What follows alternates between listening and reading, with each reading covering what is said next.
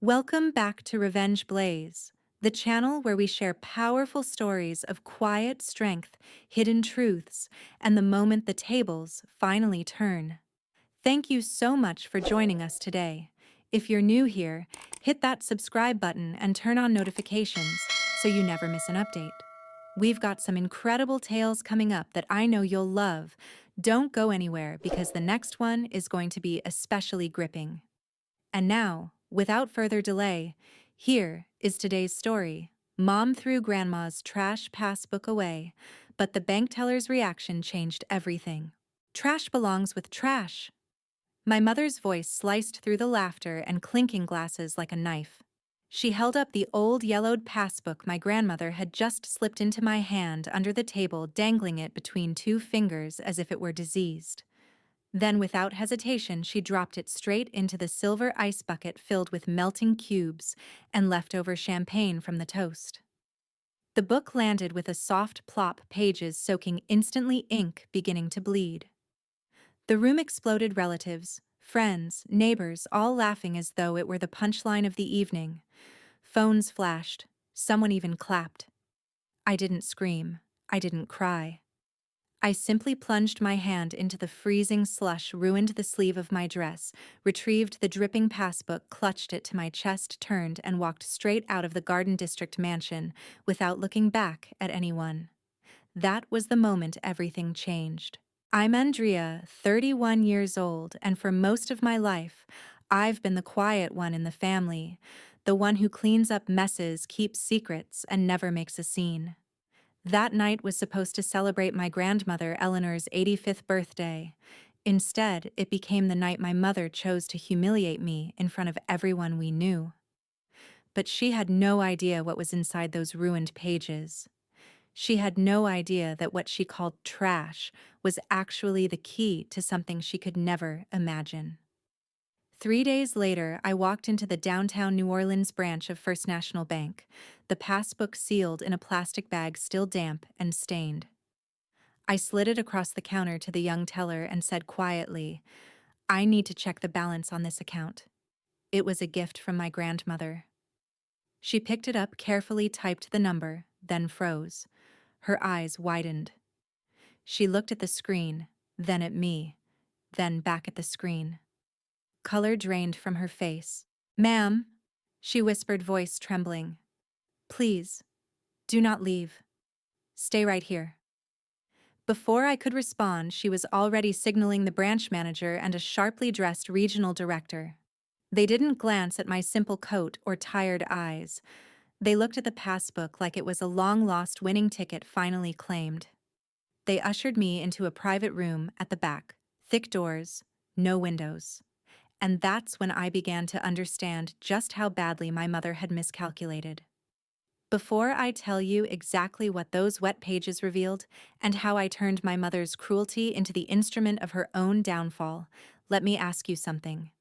In the comments below, tell me, what is the most hurtful thing a parent or family member has ever done to you at a family celebration, thinking no one would ever hold them accountable? I read every single one of those stories. Yours might be the one that reminds someone else they're not alone.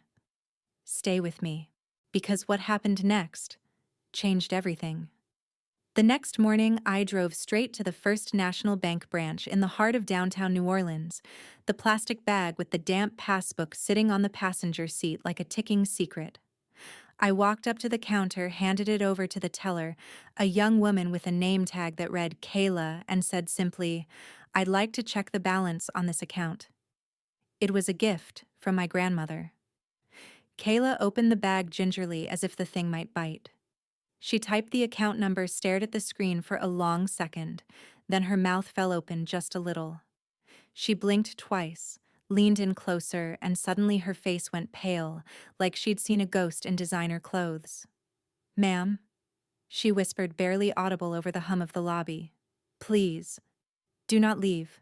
Stay right here. I need to get someone." She didn't hit any alarm, but the urgency in her voice might as well have been one. Within 30 seconds, the branch manager, a middle-aged man named Mr. Reynolds, and a sharply dressed regional director were hurrying toward me. They didn't glance at my plain jeans or the faint champagne stain still on my cuff from the night before. They looked straight at the passbook, then at me, with the kind of polite awe usually reserved for people who arrive in private jets. Miss Green, the director, said quietly, gesturing toward a hallway. "If you'll follow me, please. We've been waiting a very long time for someone to claim this account." They led me into a small, windowless room that smelled faintly of old paper and polished wood. A leather chair waited. I sat. The director placed a thick file folder on the table between us and opened it slowly, almost reverently. "Your grandmother, Eleanor Green, didn't just open a regular savings account back in 1983, he explained. She set up a Totten Trust. She was one of the very first retail investors in several major tech stocks' early positions that she never touched. Every dividend went right back in compounding quietly for over 40 years. He turned the page and pointed to a single line. "The current value legally payable to you as the named beneficiary upon her passing stands at $12,400,000. The number sat there in plain black ink, calm and absolute. I stared at it until the zeros blurred. My mother had held that fortune in her manicured hand the night before, called it trash, and tossed it into ice like yesterday's leftovers. She had no idea. None. My mind slipped back to when I was 13. It was a Saturday afternoon in our big house on St. Charles Avenue. Victoria had decided the living room needed deep cleaning because guests were coming. She handed me the bucket and sponge while Sophia, 2 years older and already her favorite, lounged on the sofa watching television feet up on the coffee table I'd just wiped down. "You missed a spot, Andrea," my mother said, in that calm, disappointed tone she always used when she wanted an audience. She didn't raise her voice. She never had to. The cruelty was in the quiet, in making sure everyone saw how little I mattered. Sophia giggled from the couch. Mom let her finish. "She's good at this stuff." Grandma Eleanor was visiting that weekend. She tried to stand up from her chair to help me, but Victoria's head snapped toward her. "Sit down, Mother. Girls like Andrea need to learn their place. The preferred daughter gets to enjoy the rewards." I scrubbed until my hands were raw. Grandma Eleanor watched with sad eyes but said nothing. She knew better than to challenge Victoria in her own house. That day, I learned the family rule I endured. Sophia was spared, and Victoria always won. The vault door clicked shut behind me, pulling me back to the present. I wasn't that 13-year-old girl anymore. The director cleared his throat. "Is there anyone else listed on the account?" "No," he confirmed after checking. "Sole beneficiary. Entirely yours." I touched the crinkled passbook through the plastic. It wasn't just money. It was proof. Proof that my grandmother had believed in me when no one else did. Proof that the woman who raised me had thrown away something priceless because her ego was too big to look twice. And for the first time in my life, I held something stronger than her cruelty. I thanked the director, folded the file carefully, and walked out of the bank feeling lighter than I had in years. What my mother didn't know yet, what she would soon find out, was that trash can sometimes be the sharpest weapon of all. That same afternoon, I drove back to our little rental house on the edge of the 9th Ward, the file from the bank tucked under my arm like it was made of glass. Ryan was already home, laptop open on the kitchen table, surrounded by stacks of printouts and half-empty coffee mugs. He looked up when I walked in. "You okay?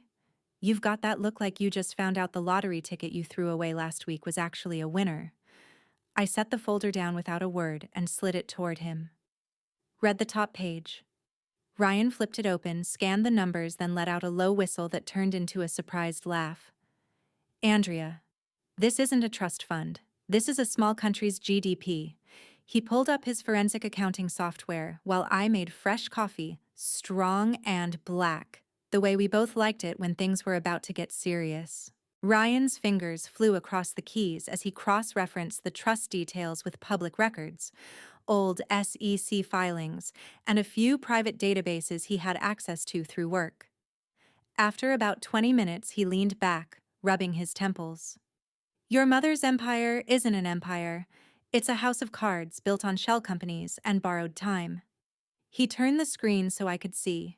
Rows of red numbers, transfers between 6 different LLCs that all traced back to Victoria, fake invoices, bridge loans that never got repaid. And at the bottom of one page, a notice of deficiency from the IRS dated 3 weeks earlier. They wanted answers and millions in back taxes plus penalties. She's been moving the same chunk of cash around $50,000 around in circles to make everything look liquid on paper, Ryan explained. The big house in the Garden District mortgage payments are 3 months behind. The family foundation she brags about at every cocktail party. It's got less than 10 grand in it right now.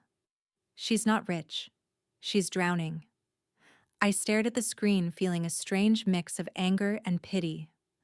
All those years of her strutting around like royalty, making sure everyone knew how successful she was, and it was all smoke. She threw away proof that my grandmother loved me more than she ever did, I said quietly, and she didn't even bother to look inside the cover. Ryan reached over and squeezed my hand. She's desperate. Desperate people do stupid things, and right now she has no idea you're holding the one thing that could save her or sink her completely. The phone rang before I could answer. The caller ID showed Mom. I put it on speaker. Ryan nodded once. Go ahead. Andrea Victoria's voice came through bright and businesslike as if last night's humiliation had never happened. I've been thinking about that little cottage grandmother left you.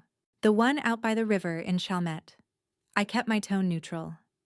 What about it? I spoke to my real estate guy this morning. We can list it fast, get a clean sale. I'll handle everything paperwork closing the works. You'll get a nice check and I'll invest the proceeds into the family business. You'll actually see a return for once. She paused, waiting for gratitude. When none came, she added sweetly, You're a nurse, sweetheart.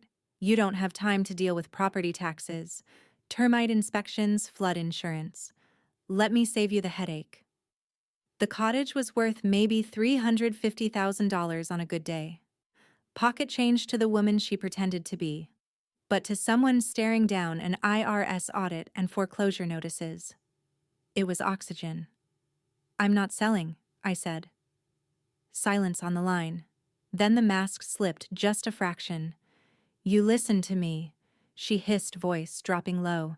Grandmother was 85 and not exactly sharp when she signed that deed over to you. I've got people ready to swear she didn't know what she was doing. If you don't sign the transfer papers by the end of the week, I will file suit for undue influence. I will drag you through probate court until you're broke and begging. She laughed once, short and cold. You're out of your league, Andrea. Always have been? The line went dead. Ryan was already smiling, that quiet, dangerous smile he got when he spotted a weak point in someone's story. She just handed us the playbook, he said. She needs cash fast. Any cash. And she thinks you're still the scared kid who'll fold. I looked at the folder on the table. That inheritance from a lifetime of quiet investments. A woman who never raised her voice, but always meant what she said. My mother thought she was hunting a helpless daughter. She had no clue she'd just invited the trap to dinner.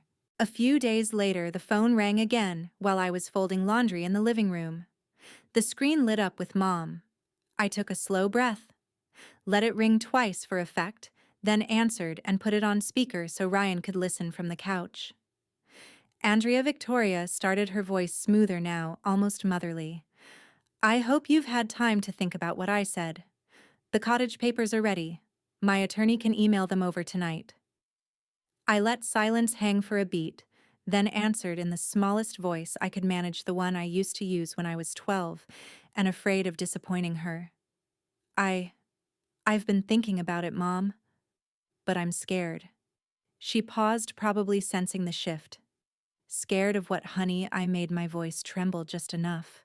The money from the passbook. I went to the bank like you always told me to check things properly. It wasn't empty. Another pause, longer this time. I could almost hear her mind racing. How much, she asked, the greed slipping through like oil on water. I let out a shaky breath, the kind that sounds like tears are right behind it. $12,400,000. The line went so quiet I thought she'd hung up. Then she exhaled slowly like someone who'd just been handed the winning lottery ticket she thought she'd thrown away. 12 million. Her tone changed instantly, warm, protective, the way she sounded when Sophia got a new car or a promotion. Andrea, sweetheart, why didn't you tell me right away? I didn't know what to do, I whispered, adding a sniffle for good measure. The manager started talking about capital gains taxes, federal reporting audits. He said the IRS might take half if it's not handled right. I'm terrified I'll lose it all because I don't understand any of this stuff. She jumped in fast. Listen to me very carefully. Do not sign anything with the bank. Do not talk to any lawyers or accountants. You bring every document they gave you straight to me. I can shelter it under the family foundation. We can structure it as a pre-existing asset transfer. It's complicated tax-wise, but I know people who can make the liability disappear. I let my voice crack again. You can really do that? For me? Of course I can, she said, almost purring. That's what mothers are for, to protect their daughters from making expensive mistakes. How soon can you get the paperwork together? I pretended to hesitate. I have it all in a folder. But there's that charity auction you're hosting next weekend at the hotel in the French Quarter. The one raising money for the children's hospital. Could we do it there? In private before everything starts. I don't want anyone else to know. Perfect, she said without missing a beat. Bring it to the VIP suite at 7 sharp. We'll sign everything quietly. Then I'll announce a major expansion of the foundation during my speech. It'll look completely legitimate.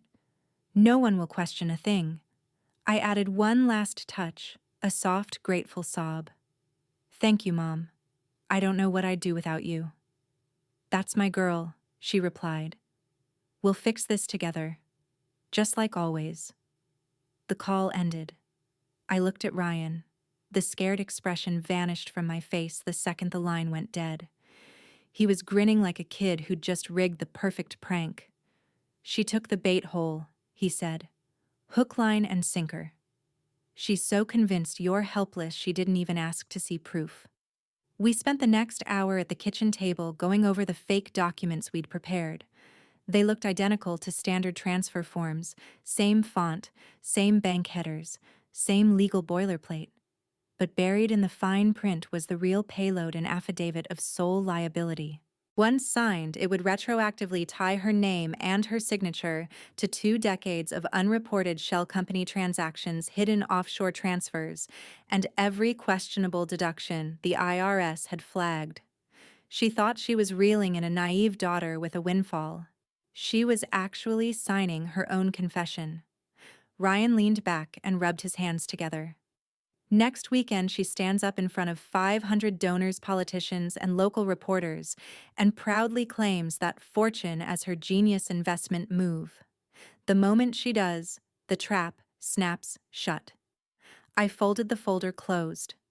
For the first time in years, the knot in my stomach wasn't fear. It was anticipation. My mother had spent a lifetime teaching me I was invisible.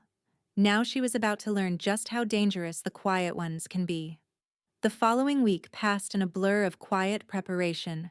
Ryan and I turned our kitchen table into a makeshift war room surrounded by printers, legal templates downloaded from public sites, and cups of coffee that never quite cooled. We didn't need to invent everything from scratch. Ryan knew exactly which forms the bank would have issued for a large trust transfer, standard power of attorney pages, beneficiary affidavits, tax election notices. He pulled samples from legitimate sources, then made subtle changes. The header stayed the same. The font matched. The signature lines looked official. But in the appendix pages most people skip, we embedded the real trap, a retroactive clause, tying the signer to historical management of every shell company Victoria had used for the last 20 years. One signature on the dotted line would make her the sole responsible party for unreported income hidden transfers, and every questionable deduction the IRS had already flagged. She'd be confessing to it all in black and white right in front of witnesses. Ryan tested the documents on his scanner-printed duplicates, even aged the edges slightly with a light sandpaper rub so they didn't look brand new. "People like your mother don't read fine print when they smell money," he said with a wry grin. "They skim for the dollar signs and sign away their future." I practiced my lines in front of the mirror, soft voice, wide eyes, the occasional lip quiver. The scared daughter routine had to be flawless. One wrong note and she might smell the setup. We rehearsed the handover too. I'd arrive early, hand her the blue leather folder in the VIP lounge, let her flip through quickly. She'd see the big number, the transfer language she expected, and rush to sign before anyone interrupted. Ryan would be in the ballroom phone ready to capture photos of the signature page and upload them to the secure DOJ whistleblower portal we'd prepped days earlier. By Thursday evening, everything was ready. The fake affidavit sat in a plain envelope on the dresser. I stared at it for a long minute, feeling the weight of what we were about to do. This wasn't revenge for revenge's sake. It was justice for every time she'd made me feel small so she could feel tall. For every birthday where Sophia got the spotlight and I got the cleanup. For the night she tossed my grandmother's legacy into ice like it was nothing. Friday night arrived faster than I expected. I drove into the French Quarter as the street lamps flickered on the air, thick with jazz drifting from open doors and the faint smell of beignets. The charity auction was at the historic Monteleone Hotel, crystal chandeliers, marble floors, and a ballroom packed with New Orleans' well-dressed crowd, doctors, lawyers, old money families, all there to bid on art and vacations while feeling good about themselves. Victoria had chosen the venue perfectly for her announcement. She loved an audience. I arrived at 6:45 wearing a simple black dress that cost less than one of her shoes. No jewelry, no makeup that screamed effort. I wanted to look exactly like the invisible daughter she'd always seen. The VIP suite was on the mezzanine-level private elevator, velvet ropes, a waiter with champagne flutes waiting outside. Victoria was already there, radiant in emerald green silk, chatting with two council members. When she saw me, she excused herself and pulled me into the small side room. "You brought it?" she asked, eyes bright with anticipation. I nodded and handed her the folder. "Everything's inside. The bank forms, the transfer authorization, the power of attorney. It all puts the inheritance under the foundation's control. You just need to sign as trustee to accept it." She opened the folder without hesitation. Her eyes scanned the first page, saw the big number, the bank letterhead, the signature line at the bottom. She didn't flip to the appendix.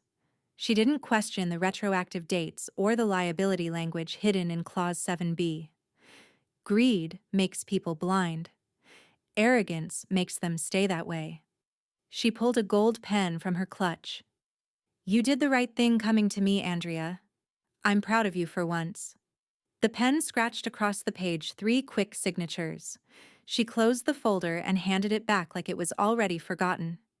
"Now go find a seat in the back," she said, already turning toward the door. "I have a speech to give." I slipped the folder into my bag and walked out. Ryan was waiting in the hallway. I handed him the phone with the photos already taken. He nodded once hit send. The whistleblower submission was live. Down in the ballroom, the lights dimmed. Victoria stepped onto the stage to polite applause. She looked out over the crowd like she owned every person in it.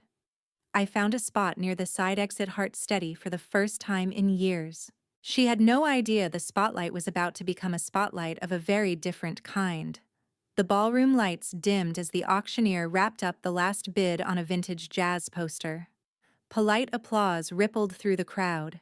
Victoria stepped to the podium with the confidence of someone who had rehearsed this moment in her head 100 times. She adjusted the microphone, smiled at the sea of faces, and began. "Good evening, everyone.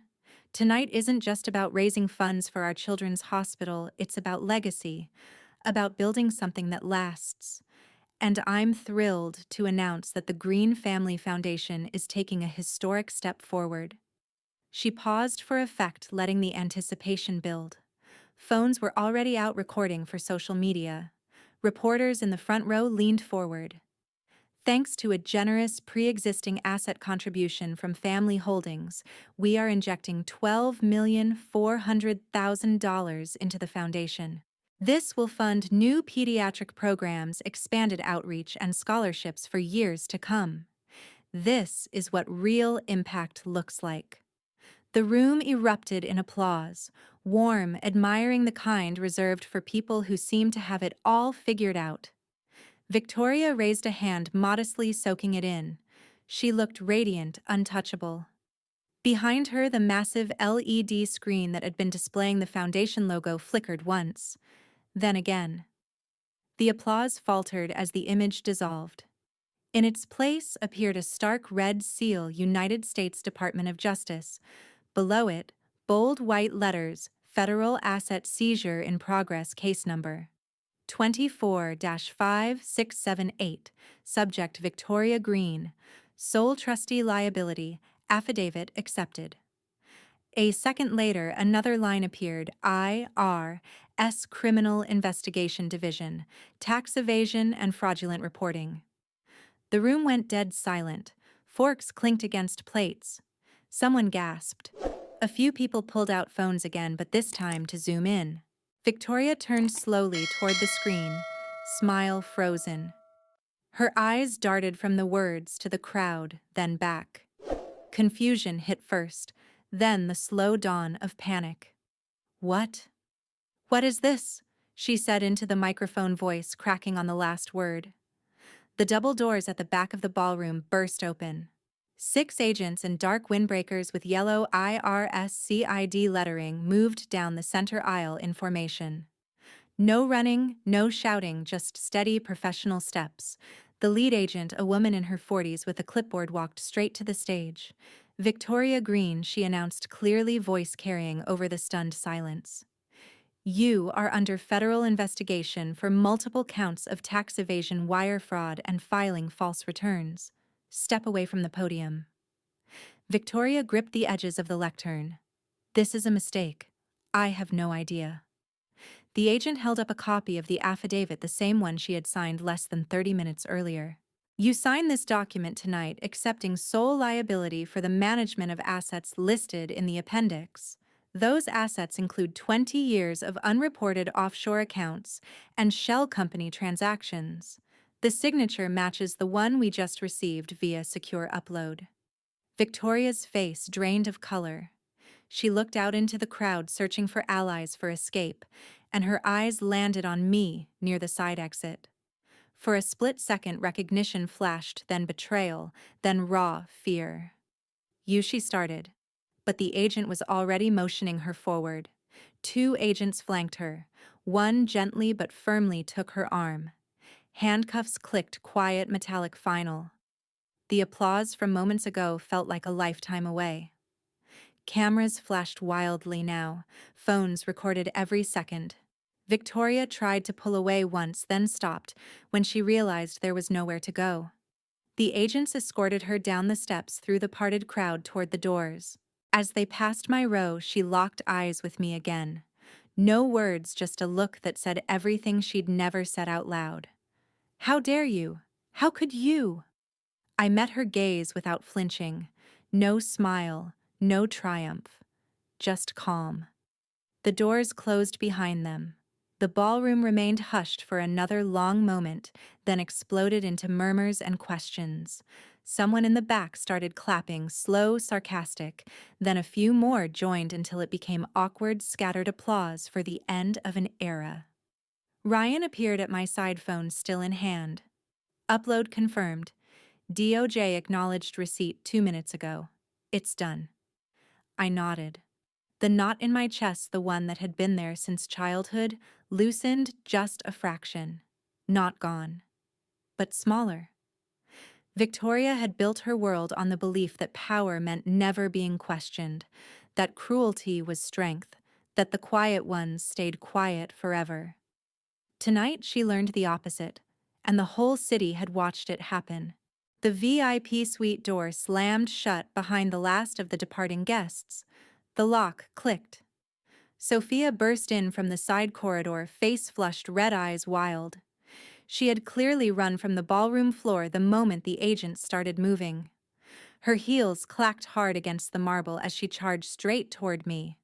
"You ruined everything," she screamed, voice raw and breaking. "You stupid, jealous little nobody. You think you can take her down and walk away clean." She lunged, fingers outstretched like claws, aiming to grab my arm or my hair, anything to make contact to hurt. I didn't step back. I didn't flinch. I just stood there watching her come. Ryan moved faster. He stepped between us in one smooth motion, caught both her wrists mid-reach, and twisted just enough to force her arms down. She yelped, tried to wrench free, but he held firm, calm, controlled the way he'd practiced self-defense classes years ago for exactly this kind of moment. "Let go of me," Sophia spat, struggling. "This is family business? You're nobody." Ryan's voice stayed even. "Security's already on the way. Step back, Sophia. Now." The door flew open again. 2 hotel security guards rushed in, followed by one of the IRS agents who had been trailing the procession. The agent took one look at the scene. Sophia, red-faced and thrashing Ryan, holding her wrists without hurting her, and nodded to the guards. "Restrain her if she won't calm down," the agent said. "We're not done here." The guards moved in. Sophia stopped fighting the moment she saw the uniforms. She yanked her hands free from Ryan, smoothed her dress, and tried to straighten her posture like nothing had happened. But her breathing was ragged and tears streaked her mascara. "You have no idea what you've done," she hissed at me. "She'll get out. She always does. And when she does, you'll regret this." I looked at her. Really looked. The sister who had laughed while I scrubbed floors. The one who got new dresses while I got hand-me-downs. The one who never once questioned our mother's rules because they never applied to her. "I already regret a lot of things," I said quietly. "But not tonight." The IRS agent stepped forward. "Sophia Green, you're coming with us for questioning. Accessory after the fact is on the table if you interfere further." Sophia's mouth opened, then closed. For the first time I could remember, she had nothing clever to say. They escorted her out, flanked by guards, no cuffs yet, but the threat was clear. She shot one last glare over her shoulder before the door closed. The suite fell silent except for the distant hum of the ballroom crowd still murmuring downstairs. Ryan released a long breath and turned to me. "You okay?" I nodded. "Better than okay." We stood there for a minute, letting the adrenaline settle. Outside the window, the French Quarter lights twinkled like nothing had changed. But everything had. Downstairs, Victoria was already in the back of a black SUV, wrists secured, staring out at the city she thought she owned. Bail would be denied. Her flight risk was too high, her assets too tangled. The affidavit she signed tied her directly to the fraud. The IRS had been building the case for months and just needed her own signature to seal it. Sophia would likely take a plea cooperation in exchange for reduced charges. She'd lose the lifestyle she'd never earned, end up working a real job for the first time in her life. No inheritance, no safety net, just consequences. I looked at Ryan. "Let's go home." He took my hand. "The cottage is waiting." We walked out of the hotel together, past the lingering reporters and the flashing cameras. No one stopped us. No one asked questions.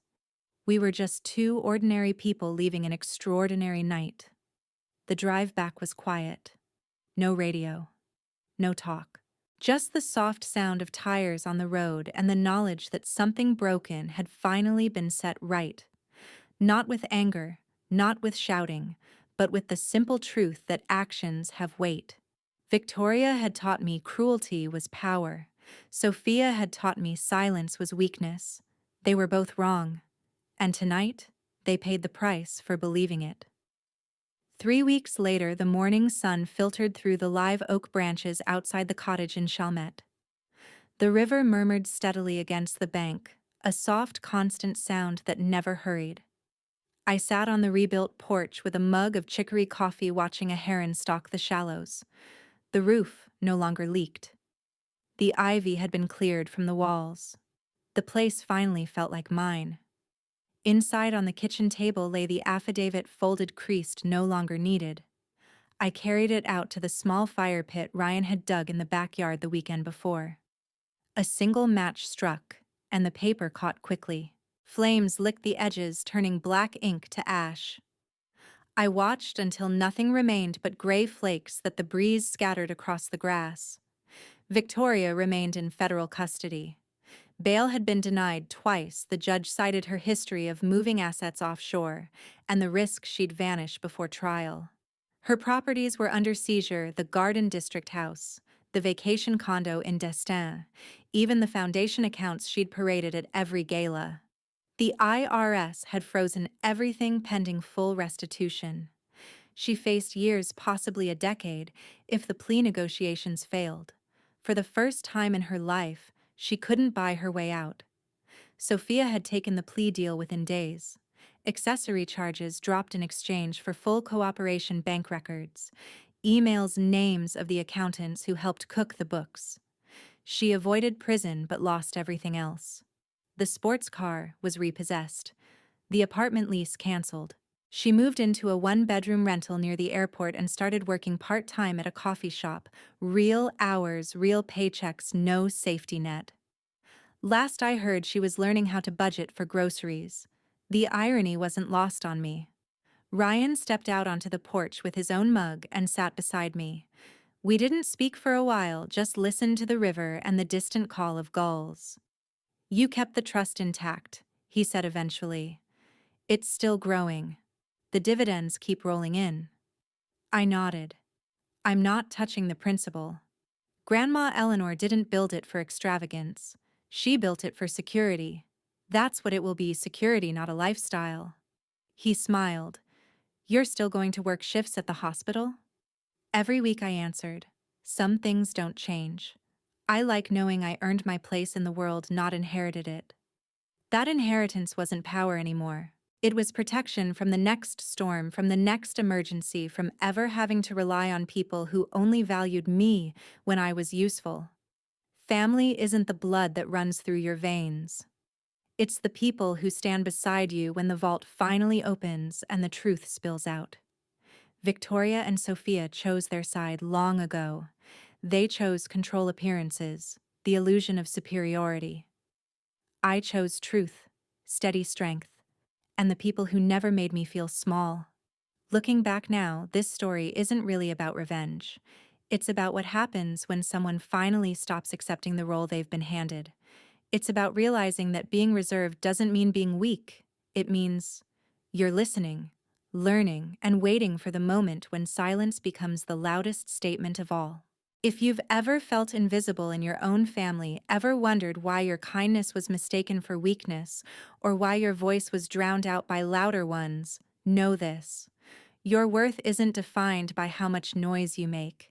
It's defined by the truth you carry inside, and the courage it takes to let that truth see daylight.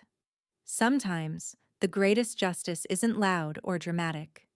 It's simply refusing to stay small anymore. To every one of you who stayed with me from the night the passbook hit the ice to this quiet morning on the porch, thank you. Truly, from the bottom of my heart. Your comments, your shared stories, your messages of support. They reminded me every step of the way that I wasn't alone, and I hope my words reminded you of the same. I wish you all good health, endless cups of coffee on peaceful mornings, and families blood or chosen who see your true value. May life bring you more laughter than tears, more gentle surprises than hard lessons, and the strength to stand tall when it matters most. If this story touched you, please give it a like, subscribe to Revenge Blaze so you don't miss the next one, and drop a comment below with your thoughts. What did this tale teach you? What would you do in my shoes? Your ideas and experiences help me create even better stories that resonate more deeply.